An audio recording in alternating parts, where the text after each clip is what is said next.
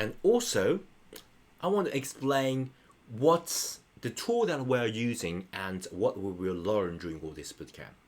So we're going to use Aseprite. So Aseprite is the ultimate tool, I think. It's a constantly evolving, and it's a kind of like industry standard tool for pixel artists. It's really, really simple to learn, but really hard to master. It's really, really easy to use, but it's also really, really powerful enough to handle even professional pro level projects. And I love this because it's nearly free. Okay, you can buy it on Steam. You just go to itch.io. I believe they got like official website. You can download this, and I think a certain version you can like just download the source code and use it for free. So it's a really, really popular tool, and industry that if you ask any of the indie developers of a pixel art style game, they're gonna recommend this software, and it's the industry standards. So yeah, I don't want to explain or promote this too much because everyone is using it. Once you try this, you understand why. Okay, even though you may not commit yourself into this, it's like one time. It's not like a monthly recurring. So I know I got tons of other software to play around, and for example, Adobe.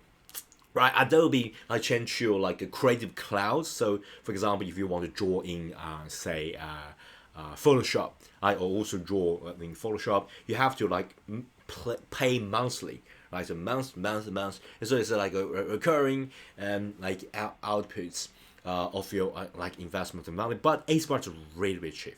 It's just a few bucks, okay? And then it's just a one time. Then you can try things, okay? So and of course it's industry standards. So yeah, so that's the reason that I'm going to heavily use it. And the Aseprite not only can give you a really, really dedicated tool for pixel art, but also it can add animation as well.